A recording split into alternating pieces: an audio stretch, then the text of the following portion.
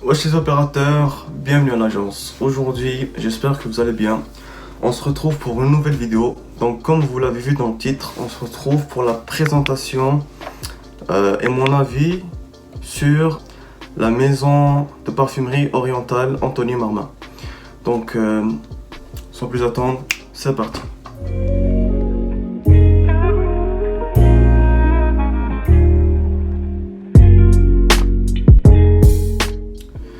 Donc, comme vous l'avez vu dans le titre, on se retrouve pour la présentation de la compagnie et mon review. Donc, mon avis sur les parfums et l'intégralité de la compagnie. Donc, en premier lieu, je vais vous présenter tout simplement le packaging et les bouteilles. Donc, la boîte, la voici, la voilà. On a une jolie boîte en carton qu'on peut glisser. Et donc, on a cette boîte-là. Donc c'est le logo de la compagnie. Donc après ça, sur les côtés, il n'y a rien. Personnellement, c'est un truc qui fait vraiment professionnel. Sachant que les autres compagnies, dans le même prix, proposent des boîtes beaucoup plus cheap. Vraiment de bas de gamme. Donc ça, c'est vraiment une bonne chose. Parce que le fait de prendre soin de la présentation, ça montre qu'il y a un certain travail derrière juste le fait de faire du parfum. Donc comme vous pouvez le voir plutôt derrière la boîte, celui-là c'est Nejma. Donc Nejma, c'est celui-là. Nejma en arabe, pour ceux qui ne savent pas, ça veut dire étoile. Nejma, comme son créateur le dit, Anthony Marmin, c'est un parfum qui est vraiment frais et floral. Selon bien sûr le créateur, ça viendra apporter un côté bon, un côté frais, floral, apaisant et pas un truc intense, un truc qui vient relaxer. Donc je l'ai essayé, ça fait peut-être 1 semaine et demie que je l'ai essayé et j'aime vraiment beaucoup le parfum. Donc en revenant à la présentation, donc on a le petit papier avec une petite attache en cuir, le top qui est une sorte de métal plastique. En bas on a une petite surface lisse, un peu matière un peu qui glisse facilement, qui est un peu comme un tissu. On dévisse et on a une tige en verre. Donc c'est un parfum, bien sûr, comme c'est une huile de parfum, donc pur parfum, qui se glisse, pour faire l'exemple, on prend ce qu'on a comme huile et on le frotte un peu comme ça avec la tige en verre. Donc après, je vais vous parler un peu de la différence entre un parfum en spray et ce type de parfum là, et je parlais aussi de pourquoi moi je préfère pour certaines occasions des parfums à base d'huile, de pure huile, qu'à un parfum en spray. Donc en revenant au parfum, donc là c'est le Nejma, comme j'ai dit, ça veut dire étoile en arabe, et c'est un parfum avec une forte dose de rose, une rose un peu humide. Une rose agréable, humide, avec un côté un peu frais masculin.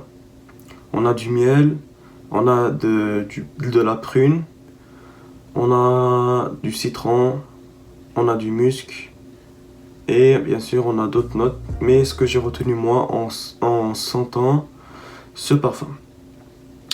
Pour ma part, c'est pas mon préféré, mais ça veut pas dire qu'il est mauvais. Je l'aime beaucoup, faut pas croire le contraire. C'est un parfum unique, vraiment unique. Par contre, j'ai jamais senti quelque chose de similaire. Et moi, je le recommanderais à quelqu'un qui désire avoir des parfums orientaux, mais sans agresser les gens. Parce que en général, un parfum oriental peut agresser les gens autour de vous. Un parfum avec une forte dose de oud ou bien une forte dose de musc ça peut, surtout en Amérique du Nord et en Europe, blesser les autres. C'est-à-dire que ça va te sentir trop fort, alors que là, en général, les gens sont un peu frais, légers, un peu d'agrumes, de fraîcheur, etc. Mais c'est un parfum frais que je pourrais mettre en toute période non glaciale, c'est-à-dire automne, été et printemps. Pour moi, ce serait plus un parfum de printemps, début été. Et je lui donnerai une note de 7 sur 10, 7.5. À part de ça, le prix, c'est un prix vraiment abordable. C'est un 6 ml et ça m'a coûté à peu près 35$ US. Donc moi j'aime beaucoup le travail derrière ce type de parfum là. On sent que c'est des vrais parfums et c'est vraiment traditionnel. Donc c'était Nejma. Maintenant on passe au top seller de la compagnie. Le top seller, selon le créateur, le meilleur parfum de sa marque, Shir El Faransi. Donc voilà, Shir El Faransi. Shir El Faransi est un parfum que j'ai vraiment compris après un petit moment.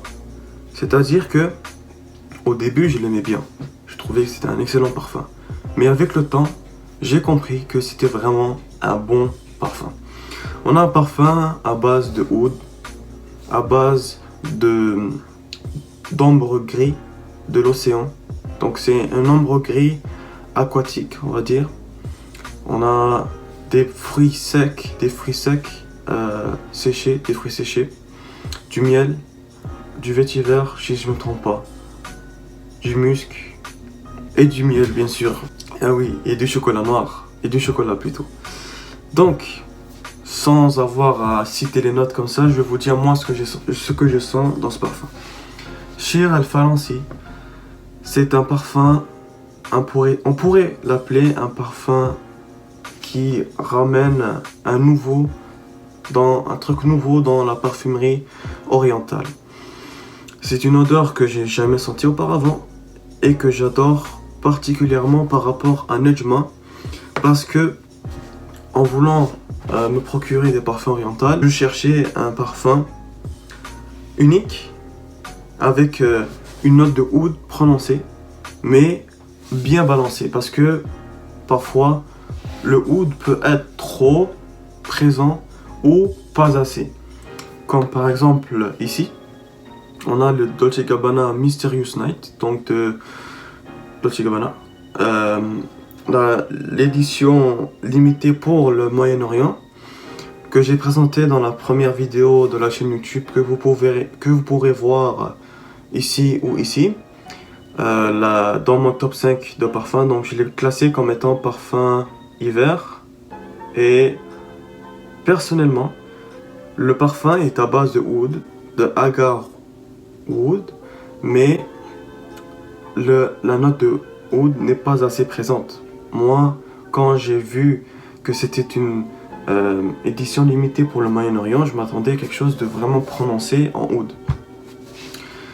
Et il s'avère que c'est un parfum plus universel, créé pour plaire à tout le monde.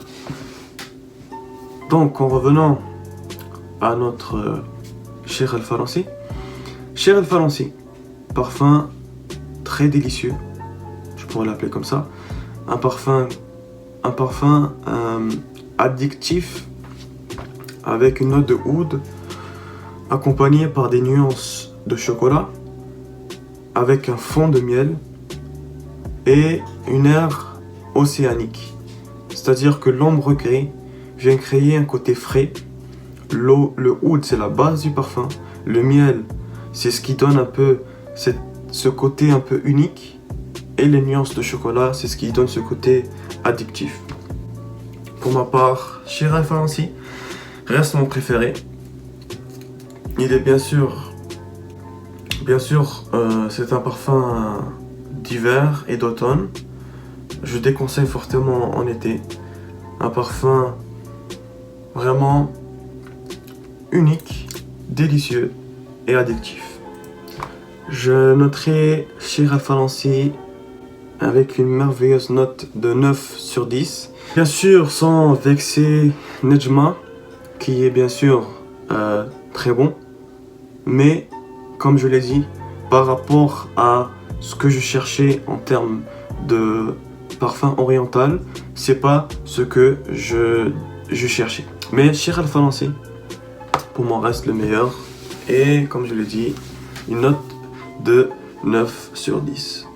Donc, par la suite, juste pour en gros parler de la compagnie, rapidement, je remercie la compagnie de m'avoir passé. Donc, j'imagine que tout le monde a ça lorsque vous achetez.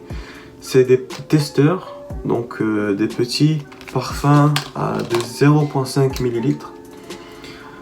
Donc, des petits testeurs, des échantillons plutôt.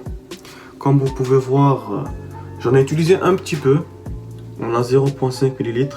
Celui-là que j'ai ici, c'est Bagdad 2. Je ne ferai pas de commentaires sur ce parfum parce que je n'ai pas la chance d'avoir la bouteille, le vrai flacon. Je ne peux pas donner vraiment mon avis. Et d'ailleurs, il y en a 3. Et je n'ai pas envie que la vidéo soit trop longue pour vous.